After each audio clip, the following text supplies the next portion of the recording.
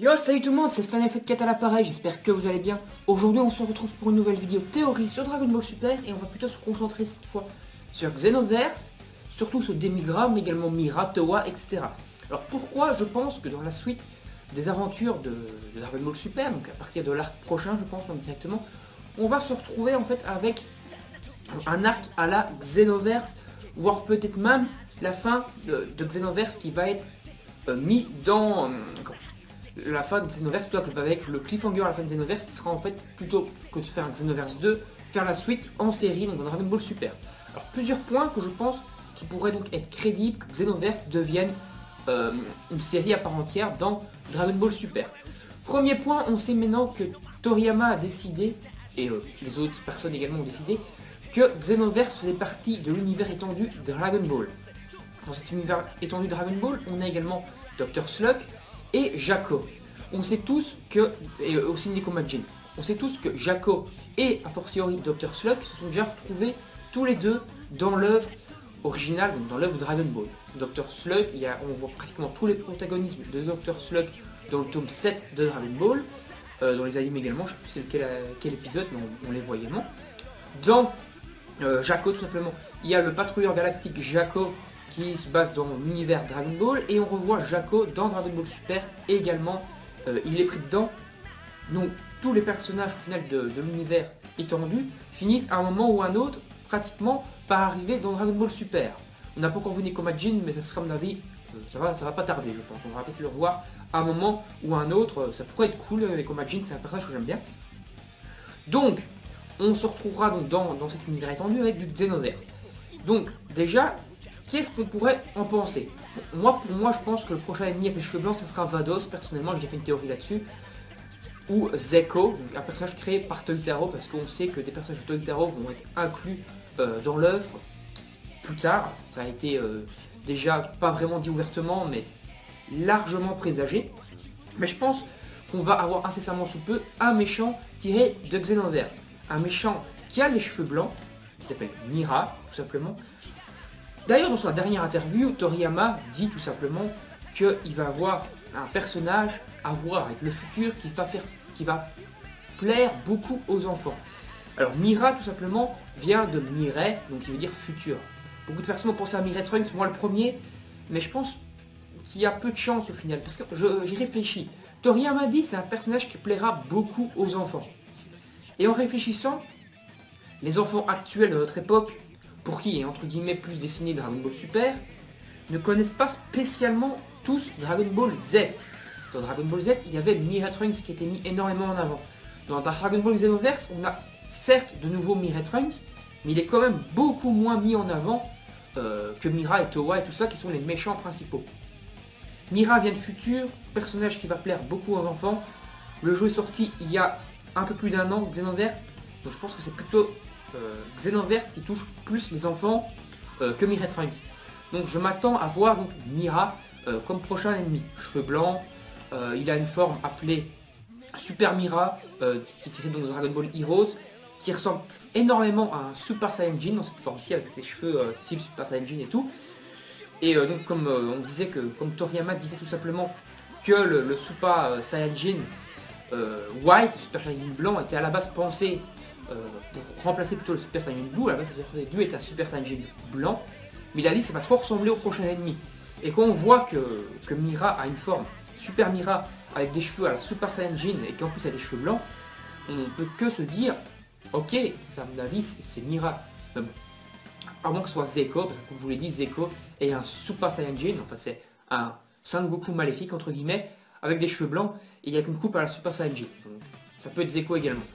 Mais on va quand même partir sur le Mira parce qu'il y a beaucoup de possibilités que Xenoverse soit pris dedans. Autre chose par rapport donc, à Dragon Ball Super au sens large, qui pourrait faire le gros arc principal de Dragon Ball Super, c'est tout simplement par rapport donc, à la Kaioshin du temps dans Dragon Ball Xenoverse. La Kaioshin du temps gère tous les univers parallèles par rapport en fait à la chronologie temporelle. Ici on sait que les univers sont plutôt créés en parallèle, c'est pas vraiment des temporalités, mais on pourrait toujours prendre des bases de Xenoverse pour ça, et donc mettre un Kaioshin suprême, la Kaioshin du temps ou une autre version, qui gère donc tous les univers et qui a la main mise, on va dire, sur les dieux de la destruction, sur les sensei et tout des 12 univers. Donc c'est elle qui gère un peu tout le bousin, c'est celle qui gère les 12 univers, qui règle un petit peu le tout, quoi. Lui, dans cet univers-là, Beerus doit détruire une telle planète, dans cet univers-là, Champa doit détruire une telle planète. Dans l'univers 6, c'est un tel dieu qui doit détruire cette planète-là parce qu'il y a un problème, il faut régler l'équilibre et tout le bordel. Voilà. Et c'est là que Demigra intervient. Demigra qui est en fait une version du Kaioshin suprême, mais en maléfique. Un Maquet Kaioshin suprême. En gros, le clone, on va dire, démoniaque, le jumeau démoniaque de ce Kaioshin, de cette Kaioshin suprême. Voilà, donc son reflet obscur, on va dire, hein, comme ça, son obscur reflet. Et donc qui a été piégé, vaincu par ce Kaioshin suprême il y a déjà des millions d'années, et qui maintenant parvient, dans le Xenoverse du moins, à revenir à la vie, à ressusciter, et donc à foutre la merde par le biais de Mira, Towa et tout ça, et puis il est complètement ressuscité. Et ce qu'il veut, c'est tout simplement reprendre la place qu'il estime qui lui est due, c'est-à-dire le rôle de Kaioshin suprême. Et donc il veut se débarrasser de sa sœur, on va dire, ou de son frère jumeau, on va dire, qui est plutôt lumineux. Et lui, c'est un petit peu un mec obscur qui veut donc s'emparer de tous les univers. Donc il veut devenir le chef suprême des 12 univers, pouvoir tout gérer lui-même. En gros, prendre la place qui lui est due, qu'il estime qu'il a paumé, on va dire, son héritage. Et il veut à nouveau reprendre son héritage, c'est-à-dire son héritage, c'est la gestion des 12 univers. Donc je pense que dans la suite de Dragon Ball Super, on va avoir un gros arc.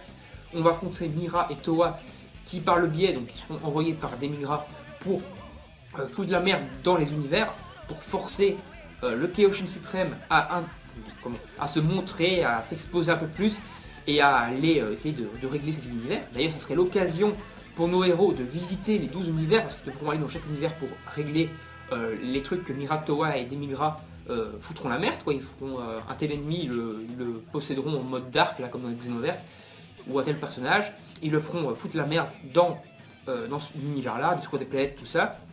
La Kaioshin suprême sera obligée de contacter Goku et tout ça, peut-être Mira Trunks, ça fera peut-être revenir également, et de les envoyer d'univers en univers.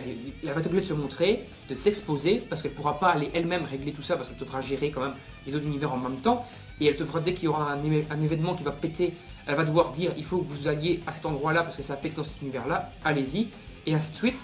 Et donc Goku, Vegeta et compagnie vont affronter Mira, Towa, et donc les personnes qui posséderont en style maléfique. Et au final, Demigra va donc profiter de tout le bordel pour aller localiser la Kaioshin suprême ou le Kaioshin suprême, l'attaquer, et là il y aura le combat final de Dragon Ball Super, où on va devoir se friter avec Demigra, qui a quand même déjà une forme normale, on voit dans Xenoverse, il est bien badass, hein, quand il est en forme espèce de Kaioshin maléfique, et puis tu as sa forme animale, là, l'espèce de Ganon un peu de Zelda, qui est hyper puissant, hyper musclé, hyper balèze, que dans le jeu en lui-même, il n'a pas l'air de perdre de vitesse, mais il a encore l'air de gagner de la vitesse alors qu'il est hyper puissant, il est hyper résistant, ça peut un tank et tout. Donc on va faire un bon gros final boss. À mon avis, Demigra, si on le fait se transformer dans sa forme démoniaque, là, en forme hyper animale musclée et tout, je serais fort à parier qu'il aura un niveau légèrement supérieur, voire même bien supérieur, plutôt légèrement supérieur à Whis ou Vados, et en plus avec des pouvoirs de Kaioshin, hein, donc maléfiques, donc des pouvoirs magiques en plus. Donc des pouvoirs à la Vados, à la Whis, tout en étant encore plus puissant que eux. Donc voilà. Et en ayant une grosse résistance et tout ça. Donc ça ferait un ennemi hyper puissant. Avec peut-être une fusion de Vegeta et Goku pour donner un Gogeta Super Saiyan Blue. Et ça en fait que je trouverais hyper cool personnellement. D'ailleurs j'en ai parlé avec un ami hier de ça justement.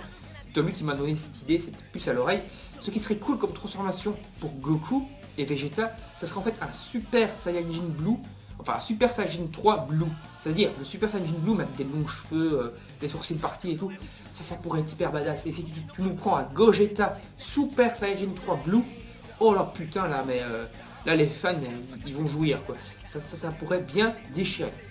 Donc voilà, j'ai posé les bases de pourquoi je pense qu'on pourrait avoir du Demigra, du Towa, du Mira, au sens large du Xenoverse dans Dragon Ball Super, que ça sera forcément, je pense, si c'est ça, l'arc principal, voire même l'arc final, ce serait ceux en tout cas qui leur permettrait d'aller dans chaque univers. Et d'ailleurs, un autre truc qui me fait tilt, c'est que Itto a beaucoup de traits communs avec Mira. Au niveau du visage, il ressemble beaucoup à Mira, et en plus, il maîtrise des pouvoirs de temps. D'ailleurs, cette technique s'appelle le Toki Tobashi. Et dans Dragon Ball Xenoverse, la ville où le hub central où on va faire nos missions et tout ça, s'appelle tout simplement Toki Toki City, donc qui a également à voir avec Toki Tobashi, avec le temps. Et donc ça me fait vraiment fortement penser à on se dirige vers du Xenoverse de Dragon Ball Super. Ça serait pas forcément si mal. Bon, après beaucoup de personnes vont encore gueuler parce que ce serait de la facilité. C'est-à-dire des personnages déjà créés, une histoire au sens large déjà créée, pas vraiment encore de prise de risque. Ce serait là où le bas blesse à mon avis. Mais ils pourraient vraiment réussir à faire quelque chose de très bon s'ils arriveraient vraiment à bien exploiter Xenoverse. Donc voilà, on va s'en arrêter là, j'espère que ça vous a plu, vous pouvez cliquer ici pour vous abonner à la chaîne et ne rien manquer des prochaines vidéos, ça fait plaisir, voilà. Vous pouvez faire péter les pouces bleus, comme ça la vidéo sera référencée sur YouTube, d'autres personnes vont venir débattre avec nous dans les commentaires. N'hésitez pas donc du coup à débattre dans les commentaires, à me donner votre avis sur ma théorie, à donner votre propre théorie. Et si vous n'êtes pas d'accord avec ma théorie, à donner des arguments avec lesquels on pourra débattre, ça peut toujours être assez cool. Dans la description de la vidéo se trouve également ma page Facebook et Twitter, n'hésitez pas à aller les suivre, ça fait toujours plaisir. Et moi je vous dis salut, à la prochaine, on se retrouve pour une prochaine vidéo, bye bye tout le monde, merci d'avoir regardé.